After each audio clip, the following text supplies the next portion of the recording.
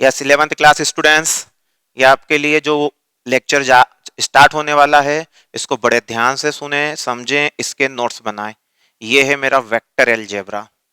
Vector algebra physics का सबसे important portion है, क्योंकि जब आप फिजिक्स पढ़ते हो तो फिजिक्स में आप लोगों ने 9th क्लास में पढ़ा, दो प्रकार की यूनिट्स होती है। कौन सी क्लास में? 9th में। मैं यहाँ अलग और पढ़ाऊंगा आपको। तो आधी आप स्केलर कह देते हो, आधी वेक्टर कह देते हो। तो जो वेक्टर यूनिट्स हैं, जो वेक्टर फिजिकल क्वांटिटीज हैं, उसके लिए वेक्टर का मैथमेटिक्स लगता है। वेक्टरों का एडिशन अलग तरीके से होता है, वेक्टरों का सब्ट्रैक्शन अलग तरीके से होता है, वेक्टर फिजिकल क्वांटिटी का रिप्रेजेंटेशन अलग से होता है। तो यहाँ एक डिफरेंट मैथमेटिक्स यहाँ पर लगेगा। Is it clear? तो हमको उस मैथमेटिक्स को समझना जरूरी है।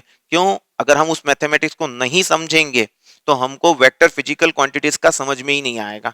एग्जाम्पल दे रहा हूं, फिर चैप्टर स्टार्ट करूंगा। आपने एक्सेलरेशन पढ़ा होगा। एक्सेलरेशन ए बराबर क्या होता है? v2 माइनस v1 पढ़ा होगा आप लोगों ने। v2 vector minus v1 vector, तब आप निकालते हो एक्सेलरेशन।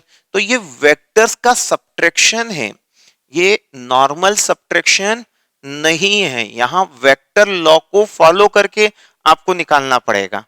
Is it clear? मतलब आप क्या करते हो? Final velocity minus initial velocity, और तब जाकर आपको क्या पता चलेगा? एक्सेलरेशन पता चलेगा।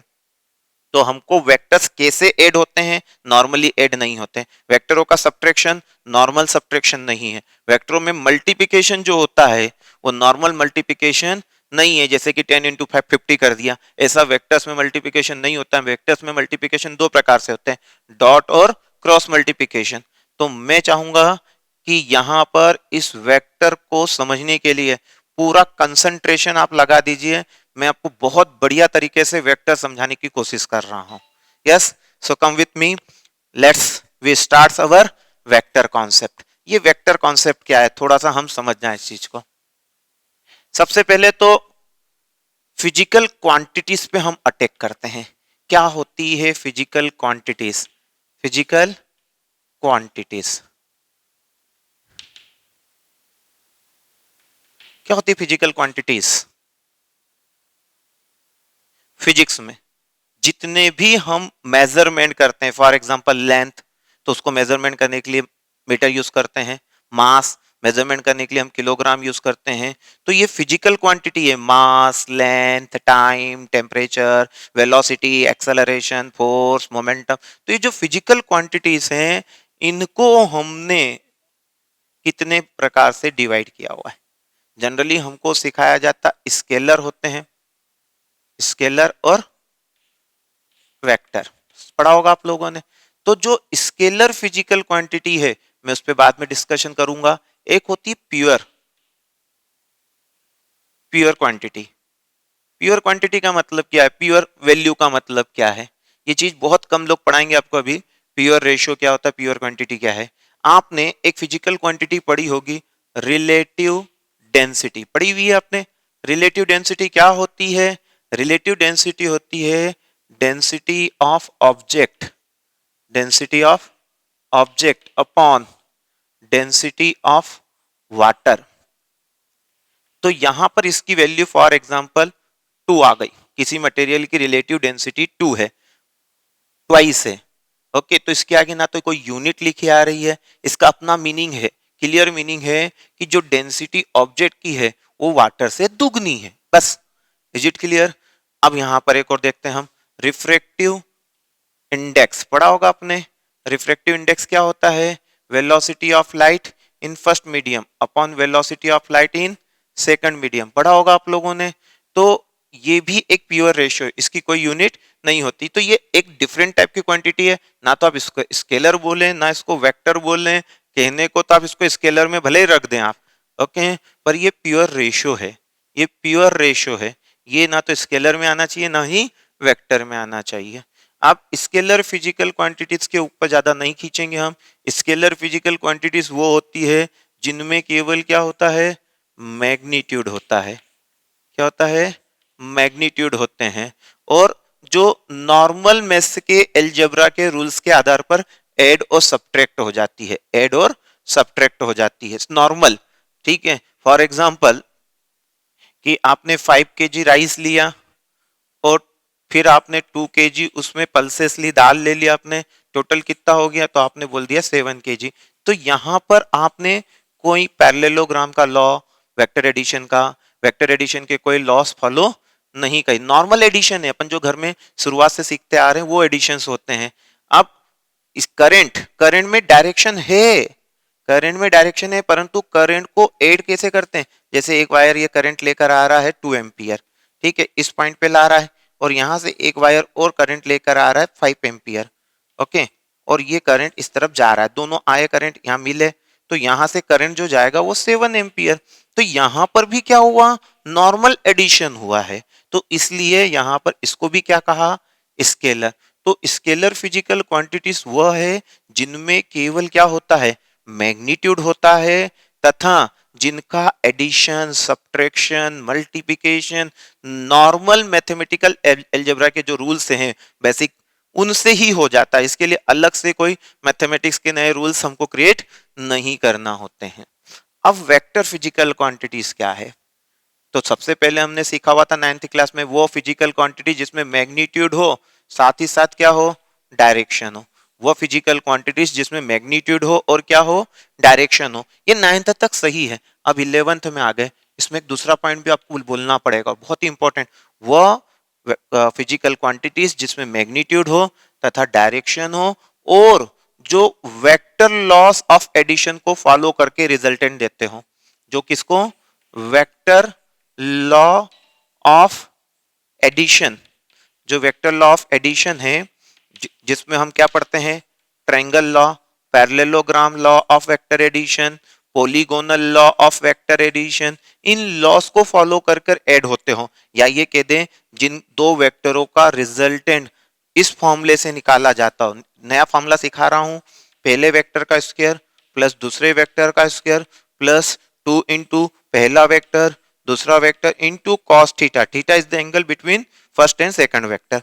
तो इस फॉर्मूले से यदि रिजल्टेंट निकाला जाता है तो ऐसी फिजिकल क्वांटिटीज को हम वेक्टर फिजिकल क्वांटिटी कहते हैं। ये जो हमने करंट का निकाला, इसमें इस फॉर्मूले को नहीं यूज किया, नॉर्मली ऐड हो गए, इसलिए उसको कौन सी कैटेगरी में रख दिया, स्केलर।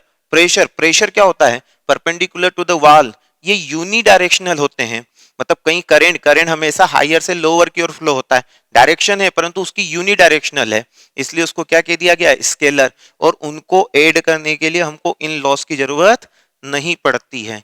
और वेक्टर्स की खूब खूब बहुत सारी खूबियां हैं जिनको पॉइंट वाइज लिखा जा सकता है, पर मैं ज्यादा उलझूंगा नहीं, मैं तो केवल इतना समझाना चाहूंगा कि वेक्टर वो होते हैं जिनमें मैग्नीट्यूड होता है, डायरेक्शन होता है, तथा सबसे इंपॉर्टेंट पॉइंट कि वह अपने एडिशन, सब्ट्रैक्शन, मल्टीप्लिकेशन, डिविजन्स के लिए वेक्टर लॉस को फॉलो करते हैं। किसको फॉलो करते हैं, वेक्टर लॉ को फॉलो करें, याद रहेगा। चलिए, तो आई थिंक आपको वेक्टर लॉ से रिलेटेड कुछ बात समझ में आई। अब मैं आपको यहां पर चैप्टर तो वेक्टर पढ़ाना है, इसलिए मैंने केवल स्टार्टिंग इससे कर दिया। अब आपको, अब वेक्टर्स को हम पहले समझ लें, फिर इनके टाइप्स पे भी जाएंगे, वेक्टर्स के टाइप कितने होते हैं, वेक्टर्स किन किन प्रकार के हैं, वो सब हमको समझना है। Is it clear? देख लेते हैं हम लोग वेक्टर्स कौन कौन से टाइप के हैं, क्या क्या है। पहले तो वेक्टर के नोटेशन की बात करते हैं, वेक्टर को नोट कैसे किया जाता है, डिनोट कैसे किया जाता है, वेक्टर्स को डिनोट कैसे करेंगे वो देखते हैं हम। जनरली वेक्टर एक सिंगल लाइन से रिप्रेजेंट किया जाते हैं, और जो वेक्टर के आगे एरो लगता है, कई बार एरो बीच में भी लगाते हैं कुछ, और कुछ स्टार्टिंग में लगाते हैं, कोई बात नहीं। एरो का जो पॉइंट होता है जिसको हेड बोलते हैं, हम क्या बोलते हैं, हेड। ये जो हेड होता है और इसको हम टेल पार्ट बोलते हैं ना, टेल इस प्रकार से। तो हेड डायरेक्शन इंडिकेट करता है, क्या इंडिकेट करता है, डायरेक्शन। जो एरो है उसका हेड क्या इंडिकेट करेगा, वेक्टर किस डायरेक्शन में। दूसरी बात, उसकी जो लेंथ होती है, लेंथ जो होती है वो इंडिकेट करती है मैग्नीट्यूड, क्या इंडिकेट करती है, मैग्नीट्यूड इंडिकेट करेगी। अगर मैं कहूं कि ये ए वेक्टर है, ओके, अब मैंने एक दूसरे वेक्टर बच्चे को पूछा ये बी वेक्टर है, तो क्या अंतर है, तो बोल सकता है बच्चा कि जो बी वेक्टर है वो ए वेक्टर का ट्वाइस दिख रहा है मैग्नीट्यूड में, डायरेक्शन क्या है, सेम है। अगर मैं किसी बच्चे से पूछूं कि ये क्या है, सी वेक्टर, इसके बारे में क्या कहना चाहोगे, तो वो क्या कहेगा कि सी वेक्टर ए वेक्टर का हाफ है मैग्नीट्यूड में और उसकी लेंथ डायरेक्शन क्या है, अपोजिट है। तो ये चीज समझ में आ गई कि जो ये एरो होता है वो डायरेक्शन बताता है और उसकी जो लेंथ होती है वो मैग्नीट्यूड इंडिकेट करती है। ओके, पैमाना मतलब आपने जो हो सकता है इनिशियल आपने जो एजम्पशंस करी है वो कुछ भी ले सकते हो। फॉर एग्जांपल मेरे को 10 न्यूटन फोर्स को रिप्रेजेंट करना है, तो मैंने मान लिया कि 2 centimetre equal to 5 newton, 2 centimetre equal to 5 newton. तो अब मैं केवल क्या बताऊंगा, 4 सेंटीमीटर। कितना बनूंगा, 4 सेंटीमीटर। ओके, फोर्स किधर था, उन्होंने बोला टूवर्ड्स ईस्ट, तो मैंने ईस्ट की ओर बना दिया। अब अगर वही बोलते कि दूसरे कैंडिडेट ने 15 न्यूटन फोर्स लगाया है, 15 न्यूटन फोर्स लगाया है साउथ में, टूवर्ड्स साउथ, तो अब क्या करेंगे हम, तो हम साउथ में ले जाएंगे और 2 सेंटीमीटर क्या बताता है, 5 न्यूटन, तो हम यहाँ 6 सेंटीमीटर इतना लंबा खींच देंगे। ओके, तो ये हो गया हमारा 15 न्यूटन, क्योंकि हमने जो स्टार्टिंग में कंसीडर कर रखा है कि 2 सेंटीमीटर 2 सेंटीमीटर बराबर 5 न्यूटन, और अब मेरे को बताना क्या था, 10 न्यूटन, तो मेरे को कितना लेना चाहिए इसको, 4 सेंटीमीटर का लेना चाहिए। अब मुझे यहाँ कितने बताना है, 15 न्यूटन, तो मुझे यहाँ कितना लेना चाहिए, 6 न्यूटन। तो ये एक इंडिकेट करने का तरीका है जिसको हम कॉम्पिटिटिव एग्जाम्स में बहुत कम यूज करेंगे। हमको तो केवल ये ध्यान रखना है कि नोक क्या बताती है, डायरेक्शन। इसको हेड कहते हैं, इसके बैक पॉइंट को क्या कहेंगे, टेल कहेंगे। ठीक है, कई बार आपको हेड टेल करके मैं बहुत सारी चीजें समझाऊंगा, तो ध्यान समझ जाइए। हेड मतलब वहां पे एरो आ रहा है और टेल मतलब वेक्टर का एंडिंग पॉइंट है। समझ में इतना तो आपको आ गया। अब मैं कुछ टाइप्स ऑफ वेक्टर्स के बारे में आपको समझाने जा रहा हूँ। ठीक है, सो आप टाइप्स ऑफ वेक्टर्स के लिए कितने प्रकार के होते हैं पहले स्क्रीन पे उनके नाम लिख लीजिए। ओके, यस, स्क्रीन के ऊपर मैंने एक तरफ पूरे वेक्टर्स के नाम लिख दिए हैं, आप इनको नोट कर लें। चलिए और समझते भी चलिए। पहला क्या समझाने की कोशिश कर रहा हूं, पैरेलल वेक्टर। दो वेक्टर पैरेलल कब कहलाएंगे, जब दोनों की डायरेक्शन क्या हो, सेम हो, तो वो क्या कहलाते हैं, parallel vectors. Is it clear. Magnitude equal होना जरूरी नहीं है। हाँ, अगर मैं कह रहा हूं इक्वल वेक्टर, क्या कहा जा रहा है मेरी ओर से, इक्वल वेक्टर मतलब दोनों का डायरेक्शन भी सेम है और दोनों का मैग्नीट्यूड भी सेम है, तो वो क्या हो जाएंगे आपके, equal vector. Anti parallel, anti parallel मतलब एक दूसरे के अपोजिट डायरेक्शन में है, एक दूसरे के अपोजिट डायरेक्शन में मतलब 180 का अंतर है डायरेक्शन में, 180 डिग्री का अंतर होना। एक एक पॉजिटिव में जा रहा तो दूसरा, जैसे कि एक्स नेगेटिव में जा रहा, एक वाई पॉजिटिव में जा रहा तो दूसरा वाई नेगेटिव में जा रहा, तो ये क्या कहलाएंगे, एंटी पैरेलल। मतलब पैरेलल का ठीक अपोजिट। पैरेलल में क्या होता है, दोनों की डायरेक्शन सेम रहती, मैग्नीट्यूड अलग अलग रहता है। एंटी पैरेलल में दोनों की डायरेक्शन एक दूसरे की क्या हो जाएगी, अपोजिट। अब इक्वल वेक्टर में क्या था, यहाँ पर दोनों का मैग्नीट्यूड भी सेम था, डायरेक्शन भी सेम थी। नेगेटिव वेक्टर में क्या होता है कि जो डायरेक्शन है एक की और मैग्नीट्यूड है, ठीक मैग्नीट्यूड भी उतना ही रहेगा पर डायरेक्शन क्या हो जाएगी, अपोजिट हो जाएगी। मतलब मैं ये कह सकता हूं कि अगर ये ए वेक्टर है, ठीक है, वेक्टर जितने भी होते हैं उनके सर पर क्या रिप्रेजेंट किया जाता है, एरो। बताना रहेगा मेरा, जैसे कि ये ए वेक्टर है और ये बी वेक्टर है, दोनों का मैग्नीट्यूड सेम है और डायरेक्शन भी क्या है, सेम है। यहाँ पर ये जो ए वेक्टर है और ये बी वेक्टर है, अगर ध्यान से देखा जाए तो बी वास्तव में क्या है, नेगेटिव ऑफ ए। मैग्नीट्यूड तो सेम है पर बस डायरेक्शन क्या हो चुकी है, रिवर्स हो चुकी है। अगला टॉपिक है आपका जीरो वेक्टर। को क्या है आपका, जीरो वेक्टर। जीरो वेक्टर किसको कहते हैं, वह वेक्टर जिसका मैग्नीट्यूड क्या हो, जीरो हो। वह वेक्टर जिसका मैग्नीट्यूड मैग्नीट्यूड क्या हो, जीरो हो। अगर आप बोलोगे सर ये वेक्टर कैसे आ गया, क्या मतलब इसका, भैया जब दो वेक्टरों को आप ऐड करोगे तो लॉ ये कहता है कि वेक्टर मिलेगा। दो वेक्टरों को ऐड करोगे तो क्या मिलेगा, वेक्टर। ठीक, ठीक है। तो अब ए वेक्टर को माइनस ए वेक्टर से ऐड कर दो, ये दोनों एक दूसरे के कैसे नेगेटिव वेक्टर है, इन दोनों वेक्टरों को ऐड करोगे, क्या बचेगा, तो बोले कुछ नहीं। कुछ नहीं शब्द का कोई मीनिंग नहीं यहाँ पर है इसका मीनिंग जीरो वेक्टर। ठीक है, जीरो वेक्टर को कैसे मैथमेटिकली रिप्रेजेंट करते हैं आगे हम जब ऑर्थोगोनल वेक्टर पढ़ेंगे तब आपको समझाएंगे। अनइक्वल वेक्टर्स, अनइक्वल वेक्टर्स मतलब भाई दोनों का मैग्नीट्यूड अलग हो सकता है, डायरेक्शन अलग हो सकती है, जैसे कि एक वेक्टर इधर जा रहा है, एक वेक्टर इधर जा रहा है, ये अनइक्वल वेक्टर्स हैं।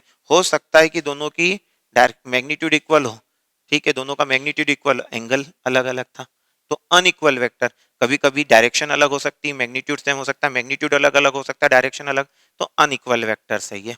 Okay, collinear vector.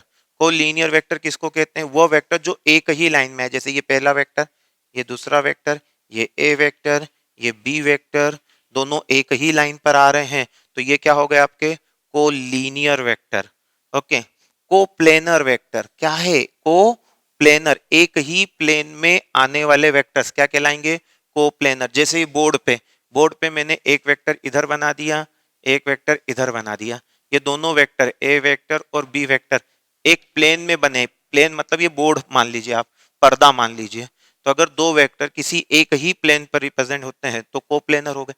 आपको हमेशा बता दूं, दो वेक्टर हमेशा कोप्लेनर होते हैं, पर तीन वेक्टर हो जाएं तो कोप्लेनर है कि नहीं है वो कंडीशंस देख के बताना पड़ता है। तीन वेक्टर के वक्त कंपलसरी नहीं है कि वो कोप्लेनर ही होंगे। हाँ, अगर इकलौते दो वेक्टर हैं तो आप उनको कोप्लेनर बोल सकते हो। केवल दो वेक्टर है तो कोप्लेनर बोल सकते हो, क्योंकि दो वेक्टर कैसे भी रखे हो पीछे से आप उसके एक स्क्रीन बना सकते हो। Is it clear? भले ऐसे दो एंगल रखे हो तो आप यहाँ एक पेपर चिपका दीजिए, वो कोप्लेनर हो जाएगा। तो कोप्लेनर, दो वेक्टर ऑलवेज भी कोप्लेनर, बट अगर दो से ज्यादा हुए तो कंडीशंस देखना होगी कि वो कोप्लेनर है कि नहीं। जैसे कि दो वेक्टर है, अगर ये तीसरा यूं आ जाए, बाहर आ जाए, तो ये तीसरा कोप्लेनर नहीं। हाँ, और तीसरा वेक्टर इसी प्लेन में बन जाए और इसके ऊपर पेपर चिपका और पेपर के ऊपर ये तीनों वेक्टर चिपक जाए मान लो, तो ये क्या कहलाएंगे? कि पेपर के प्लेन पर आ गए हैं, तो कोप्लेनर हो जाएंगे। Is it clear? Non coplanar, अब तो समझ में ही आ गया होगा, वो वेक्टर्स जिनका एक प्लेन नहीं हो, जो एक प्लेन में नहीं हो, जिनके प्लेन अलग अलग हो। ओके, प्लेन मतलब तल। ओके, नाउ जैसे कि एक वेक्टर ऐसा है, एक वेक्टर ऐसा है और एक वेक्टर ऐसा है, बाहर की ओर आ रहा जेड एक्सिस, तो आप पेपर किस पे चिपकाओगे? पेपर चिपकाओगे तो ये दो लाइन आ सकती है, ऐसा पेपर चिपका सकते हो तो ये और जेड आ जाएंगे, ऐसा चिपका सकते हो आप। तो क्या कहना चाहते हो कि ये जो प्लेन है इसमें दो वेक्टर आ रहे पर तीसरा वेक्टर नहीं आ रहा, तो ये क्या हो गए? नॉन कोप्लेनर हो गए। अब इंपॉर्टेंट चैप्टर चालू हो रहा है, ऑर्थोगोनल वेक्टर्स। ऑर्थोगोनल वेक्टर्स मतलब वो वेक्टर जो एक दूसरे पे क्या होते हैं? परपेंडिकुलर होते हैं। एक दूसरे पे क्या होते हैं? परपेंडिकुलर होते हैं, उनको हम क्या कहते हैं? कोप्लेनर, ऑर्थोगोनल वेक्टर क्या कहा जाता है? सॉरी, ऑर्थोगोनल वेक्टर कहा जाता है। तो जरा हम ऑर्थोगोनल वेक्टर्स पे ध्यान दे दें। हम ऑर्थोगोनल वेक्टर्स पे किस पर ध्यान दे दें? ऑर्थोगोनल वेक्टर्स पे। जैसे कि आप लोगों ने देखा होगा, ये हमारा कार्टेशियन कोऑर्डिनेट सिस्टम आपको पता होगा, इसको आप एक्स कहते हो, इसको वाई कहते हो और ये जेड कहलाता है आपका। तो ये जो वेक्टर्स, इसको अगर मैं इसके रेस्पेक्ट में, एक्स एक्सिस के रेस्पेक्ट में एक यूनिट वेक्टर होता है आई कैप, वाई दिशा में होता है जे कैप और ये वेक्टर होता है के कैप। अब आप बोलोगे सर वेक्टर तो आपने ऐसा बताया था आई के ऊपर एरो लगाना चाहिए। नहीं भैया, हर वक्त नहीं।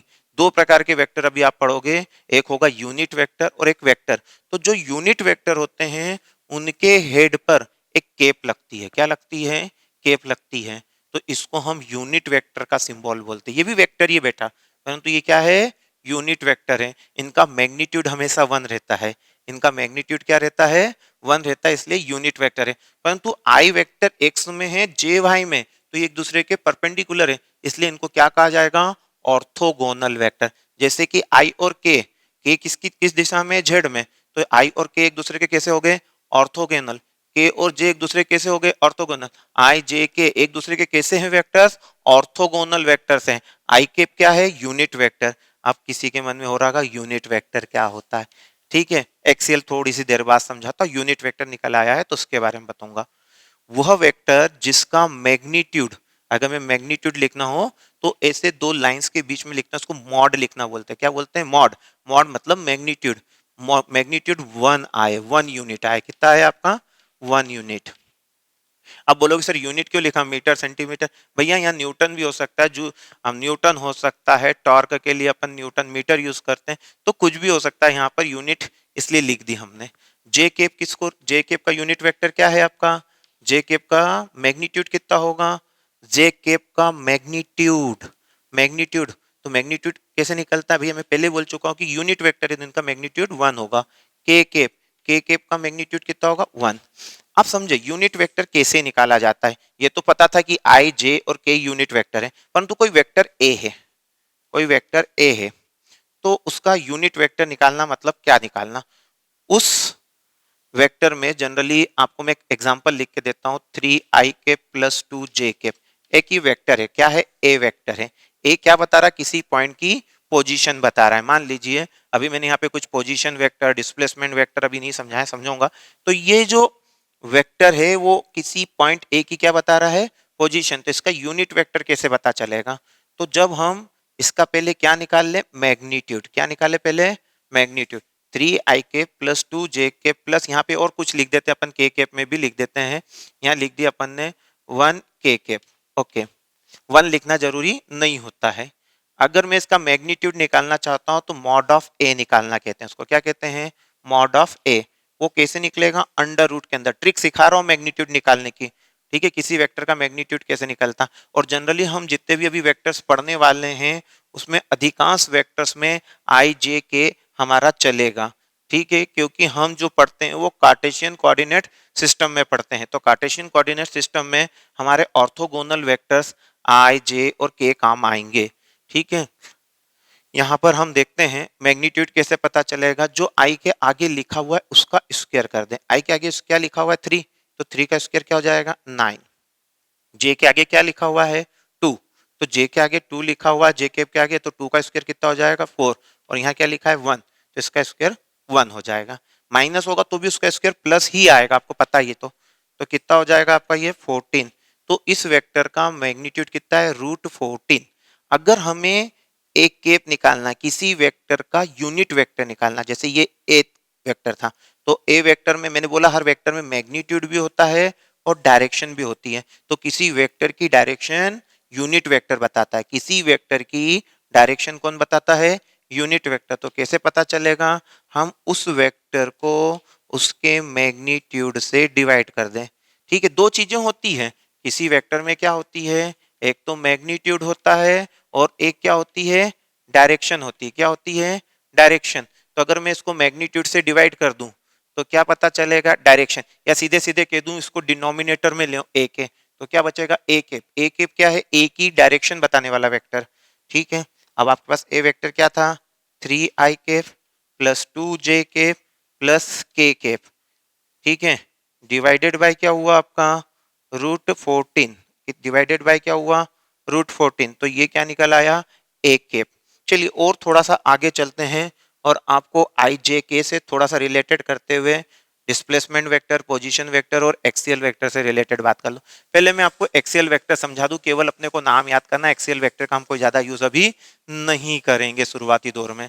एक्सियल वेक्टर मतलब जैसे पंखा चल रहा है आपका, रोटेशन होता है किसी चीज का, तो किसी एक्सिस के अराउंड रोटेट होता है।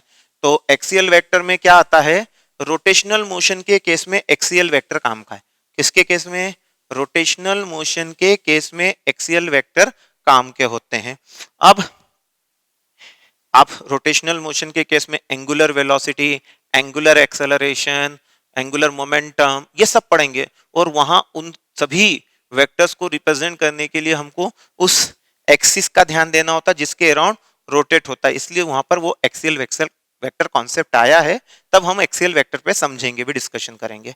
अभी हम यहाँ पर एक टॉपिक पढ़ते हैं पोजीशन वेक्टर। क्या पढ़ेंगे, पोजीशन वेक्टर। वह वेक्टर जो किसी पॉइंट की क्या बताए, पोजीशन बताए। और जनरली मैं अभी आपको कार्टेशियन कोऑर्डिनेट सिस्टम में पोजीशन बताना सिखाऊंगा, जिससे कि शायद आपको आई केप, जे केप और के केप समझ में आ जाए। और मैं के केप तो आपको एज्यूम करना है क्योंकि बोर्ड है, तो बोर्ड में मैं 2D से समझाऊंगा, जिसमें आई केप और जे केप आपको अच्छे समझ में आ जाएगा, ज्यादा कंफ्यूज नहीं होंगे।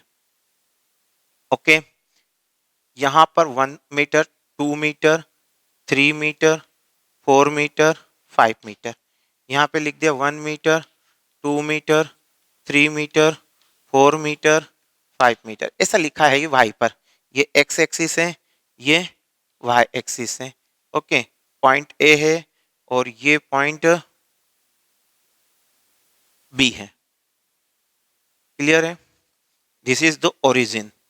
तो ओरिजिन के रेस्पेक्ट में पॉइंट ए की पोजीशन क्या है, पॉइंट ए की पोजीशन क्या है। ओके, तो आप क्या लिखते हैं, 3, 5 ऐसा लिखते हैं आप जनरली, 10th में पढ़ के आए हैं। अब इसको हम वेक्टर के रूप में लिखेंगे। ए पॉइंट का पोजीशन बताने वाला वेक्टर मेरा मान लो ए वेक्टर है, तो ए वेक्टर बराबर क्या होगा, 3 i के सॉरी 1 है, यहाँ पे 1 है, एक्स बराबर कितना कोऑर्डिनेट आपका 1 है, तो यहाँ पे कितना आएगा 1i प्लस 5j, कितना आएगा आपका 1i प्लस 5j। इसका मीनिंग समझे, अगर मुझे पॉइंट ए पे जाना है तो 1 मीटर मुझे एक्स में चलना पड़ेगा, क्योंकि आई किसको बताता है, एक्स को, एक्स का यूनिट वेक्टर है, आई कैप किसका यूनिट वेक्टर है, एक्स का। तो 1 मीटर मुझे किधर चलना है, एक्स में, और फिर 5 मीटर किधर चलना है मुझे, वाई में। यहाँ क्लियर लिखा हुआ है, तो इस प्रकार से मैं कहाँ पहुंच जाऊंगा, पॉइंट ए पर।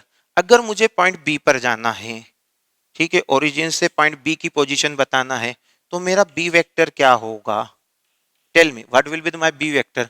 बी वेक्टर निकालते वक्त मुझे कहा गया कि 3i प्लस 1j, मतलब क्या हुआ, मुझे एक्स में कितना चलना पड़ेगा, 3 मीटर, ओके, और वाई में कितना जाना पड़ेगा, 1 मीटर। Is it clear. ये अगर फोर्स होता तो यूनिट यहाँ न्यूटन्स चलती, क्या चलती, न्यूटन। फोर्स कितना किस डायरेक्शन में लग रहा है वो भी पता चलता है। अभी तो हम फोर्स की बात नहीं करते हैं, आपको सिंपल समझा रहे हैं। तो आई क्या बता रहा है, एक्स डायरेक्शन, जे क्या बता रहा है, वाई डायरेक्शन। ऐसा नहीं है कि नेगेटिव में नहीं बनता, देखिए मैं आपको समझाता हूँ। यहाँ पर ये ओरिजिन है आपका, ओके, 1 2 3 4 5 6, इधर भी 1 2 3 4 5 6, 1 2 3 4 5, ओके, 1 2 3 4 5। अगर मानिए आपका एक फ्रेंड या ये आपका एक ए पॉइंट है, तो ए पॉइंट का इस वक्त पोजीशन वेक्टर क्या होगा, मैं यहाँ ए नहीं लेता हूँ, सी लेता हूँ, ए लिखा हुआ ऑलरेडी। सी पॉइंट का पोजीशन वेक्टर क्या होगा, तो सी पॉइंट का पोजीशन वेक्टर वक्त लिखते वक्त क्या लिखोगे, -2i, क्योंकि आई कौन सा हो चुका है, माइनस वाला। अगर इधर वाला आई है, अगर इधर वाली एक्स डायरेक्शन है तो आई पॉजिटिव रहता है, और इधर वाली एक्स डायरेक्शन है तो आई क्या हो जाता है आपका, नेगेटिव। और आपको कितना चलना है, 2 मीटर, ओके, और फिर किधर जाना है, वाई में, वो भी किधर, वाई में, नीचे की ओर, तो माइनस क्या लिखोगे, j। ओके, नहीं समझ में आया सर, हमको नहीं समझ में आया, कोई बात नहीं, हम और समझने की कोशिश करते हैं। मान लीजिए कि आपके फलाना फलाना फ्रेंड का घर यहाँ है, और आपको ओरिजिन से उसकी पोजीशन बतानी है, ठीक है, ये पॉइंट डी, ओके। तो इस डी पर पहुंचने के लिए मुझे क्या करना पड़ेगा, पहले एक्स में, क्योंकि हमेशा पहले एक्स का लिखा जाएगा आपका, तो आप क्या लिखोगे, यहाँ से एक्स पॉजिटिव है तो क्या लिखोगे, डी वेक्टर बराबर कितना आएगा आपका, 2i, और फिर आप वाई में गए हो, कितना, 1 2 3 4 5, तो आप क्या लिखोगे, -5j। क्यों, क्योंकि नीचे वाला भाई है तो यहाँ माइनस का आ गया। इस प्रकार से हम क्या करते हैं, किसी पॉइंट की पोजीशन बताते हैं, तो ये सब वेक्टर क्या कहलाते हैं, आपके पोजीशन वेक्टर। और अगर हम यहाँ से मैग्नीट्यूड निकालना चाहें, ठीक है, मैग्नीट्यूड मतलब ये लंबाई, ये लंबाई मैग्नीट्यूड निकालना चाहें, तो मैग्नीट्यूड कितना होगा आपका, तो मैग्नीट्यूड को बोलते हैं मॉड ऑफ बी निकालना। और मॉड ऑफ बी कैसे निकलता है, जो आई के आगे लिखा उसका स्क्वायर करो, 3 का स्क्वायर कितना होगा, 9, और 1 का स्क्वायर क्या होगा, 1, तो ये आपका मैग्नीट्यूड निकल आया, तो कितना आ गया, √10 यूनिट्स, ओके, ये मैग्नीट्यूड की वैल्यू। इसी प्रकार जैसे यहाँ मैग्नीट्यूड निकालने का किसी ने कहा, तो उसको बोलेंगे मॉड ऑफ डी निकालना, डी वेक्टर का मैग्नीट्यूड। अंडर रूट के अंदर क्या करेंगे, 2 का स्क्वायर कितना होगा, 4, प्लस 5 का, -5 का स्क्वायर कितना होगा, -5 का स्क्वायर निकालना है, 25, तो यहाँ कितना हो जाएगा, √29 यूनिट्स। तो इस प्रकार से हम वेक्टर्स में मैग्नीट्यूड निकालते हैं। अब इस वेक्टर का डायरेक्शन बताने वाला वेक्टर डी कैप कहलाएगा, क्या कहलाएगा, डी वेक्टर की डायरेक्शन बताने वाला यूनिट वेक्टर क्या कहलाता है, डी कैप। तो जिस वेक्टर का यूनिट वेक्टर निकालना हो, उस वेक्टर को उसके मैग्नीट्यूड से क्या कर देना चाहिए, डिवाइड। अब डी वेक्टर कौन है मेरा, 2i-5j। अब इसको किससे डिवाइड किया जाए, उसके यूनिट वेक्टर से। यूनिट वेक्टर कितना है, √29, उससे आपने उसको डिवाइड कर दिया, तो ये डी कैप निकल आया। मेरे ख्याल से आपको चीजें समझ में आ रही होगी, इट्स वेरी इजी, कोई कॉम्प्लिकेटेड नहीं है। अब मैं ये तो पोजीशन वेक्टर समझा रहा था। क्या समझा रहा था? मैंने यहाँ पर आपको पोजीशन वेक्टर सिखाई, उसका मैग्नीट्यूड निकालना सिखाया, उसका यूनिट वेक्टर निकालना भी सिखा दिया। अब मैं आपको यहाँ पर एक डिस्प्लेसमेंट वेक्टर भी सिखाऊंगा। क्या सिखाऊंगा? Displacement vector. क्या सीखना है अपने को? Displacement vector. कैसे होगा डिस्प्लेसमेंट वेक्टर, क्या होता है डिस्प्लेसमेंट वेक्टर, वो देखते हैं। यदि आप ए से बी जा रहे हो, आप पहले ए पे रह रहे थे, आप बी पर आ गए, आप डिस्प्लेस हो गए, तो ए से बी आए हैं, आप इसको बी वेक्टर कह रहे हैं, इसको क्या कह रहे हैं? ए वेक्टर। आप बी वेक्टर आए हैं, तो आपको किसे आना पड़ेगा? बी पर आप कैसे आओगे? सीधे नहीं आओगे, आपको एक्स और वाई का कॉन्सेप्ट पता होना चाहिए। आप अगर आप ए से बी पर जा रहे हो, तो आप पहले कुछ किस में चलोगे? ए में चल, एक्स पॉजिटिव एक्स में चलोगे, और फिर नीचे उतर जाओगे और किधर आ जाओगे? वाई में आओगे। मतलब अगर देखा जाए ए से बी जाने के लिए मुझे पहले कितना एक्स में चलना पड़ेगा?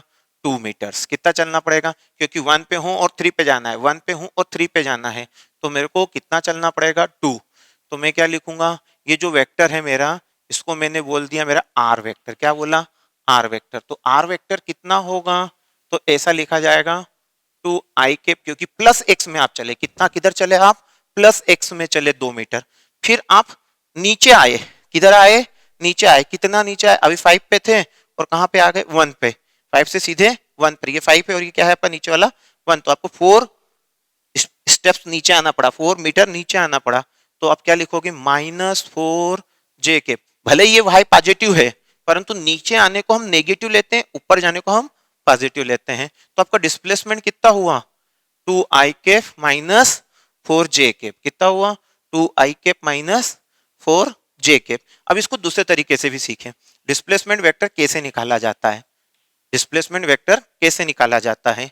जहां जा रहे हैं, फाइनल जहां पहुंच रहे हैं, वो है बी वेक्टर, माइनस जहां आप इनिशियल जगह पे थे। आप कहां थे इनिशियल जगह पर? ए पर। तो बी का पोजीशन वेक्टर माइनस ए का पोजीशन वेक्टर, मतलब जो भी फाइनल पॉइंट है उसका पोजीशन वेक्टर, मतलब position vector of final point, final point, ठीक है, minus position vector of initial point. ठीक है, क्या है फाइनल पॉइंट आपका? उसका पोजीशन वेक्टर कितना है? 3i cap plus 1j cap. Okay, minus position vector of initial point. Initial point क्या था आपका? 1i cap plus 5j cap. अब आपको इसको सब्ट्रैक्ट करना है, तो i वाले को i वाले के साथ, j वाले को j वाले के साथ। 3i में से ये 1i गया माइनस के कारण, तो कितना बचा? 2i। और 1j में से माइनस होगा 5j, 1j में से माइनस होगा 5j, तो माइनस कितना बचेगा? 4j। समझ में आ रहा है? और ये मैं पहले भी लिख चुका था। तो ये इस प्रकार से हम क्या निकालते हैं? Displacement vectors. अभी हमने क्या सीखा है? वेक्टर्स कितने प्रकार के होते हैं? वेक्टर में i cap, j cap, k cap का क्या महत्व है? ये ऑर्थोगोनल वेक्टर्स हैं, इनको ऑर्थोगोनल ट्रिपलेट्स कहा जाता है। ये किसी भी हम कार्टेशियन कोऑर्डिनेट सिस्टम में किसी पॉइंट की पोजीशन, डिस्प्लेसमेंट, इनको बताने के लिए यूज करेंगे। और इवन हम फोर्स भी किस दिशा में लग रहा है, कितना लग रहा है, फोर्स को भी हम ऐसा लिख सकते हैं। एक एग्जांपल लेता हूं आपको समझाने के लिए। बहुत ही इजी टॉपिक है, अगर आप इसको ध्यान से पढ़ लेंगे तो आगे का फिजिक्स बहुत आसान लगेगा। क्योंकि जब हम कॉम्पिटिटिव लेवल का पढ़ते हैं तो वहां वेक्टर्स को रिजोल्व करके फैक्टर्स निकालना होते हैं, तो आपको बहुत जरूरत पड़ेगी। देखते हैं एक और छोटा टॉपिक देखते हैं हम लोग। I am going toward the force के बारे में बोला। मेरा एक फोर्स है, लिखा हुआ है 3i cap plus 4j cap. Okay, मतलब कहना क्या चाहते हैं? जो फोर्स है उसका जो एक्सियल हिस्सा है, मतलब एक्स डायरेक्शन में जो फोर्स न्यूटन में है ना, ये कितना फोर्स लगाया जा रहा है? क्या कहा जा रहा है? 3i cap plus 4j cap Newton force लगाया गया है। तो फोर्स का जो एक्सियल कंपोनेंट है, फोर्स का जो एफएक्स वाला हिस्सा है, वो है 3 न्यूटन। मतलब फोर्स का एक्स में प्रभाव कितना है? 3 न्यूटन। और फोर्स का वाई में इफेक्ट कितना है आपका? दैट इज एफ वाई, वो कितना है? 4 न्यूटन। Is it clear? मतलब अगर मैं यहां पर ऐसा बताना चाहूं कि ये 1 2 यूनिट 3 यूनिट, 1 2 3 और ये 4 है ना। ओके, सो नाउ देखें हम लोग, इस प्रकार से इस पॉइंट को मिलाया हमने ना, अभी आपको सिखाया था। तो ये फोर्स है मेरा।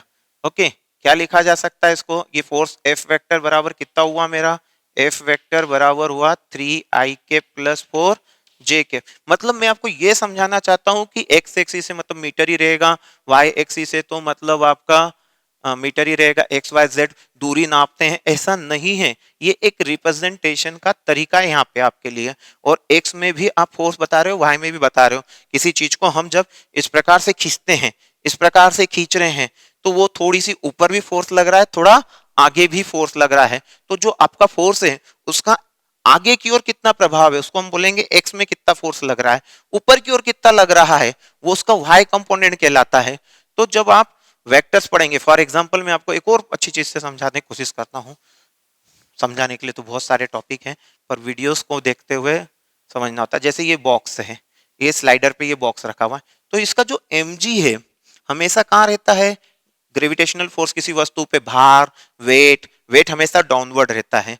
अब इसका फोर्स जो है, फोर्स का एक कंपोनेंट इधर लगेगा खिसलने के लिए, एक फोर्स का कंपोनेंट इधर हो जाएगा। ये जो mg है इसके दो कंपोनेंट होते हैं, इसको हम mg sin थीटा कहते हैं। क्यों कहते हैं बताऊंगा, अभी रिजॉल्व करना। और इसको क्या कहते हैं, mg cos थीटा। मतलब ये जो फोर्स है इन दो फोर्सेस से मिलकर बना है।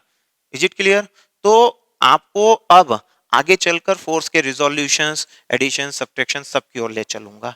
तो आप इस वीडियो को अच्छे से देख लीजिए, फिर उसके बाद मेरे दूसरे वीडियो में एंट्री मारिए। Thank you.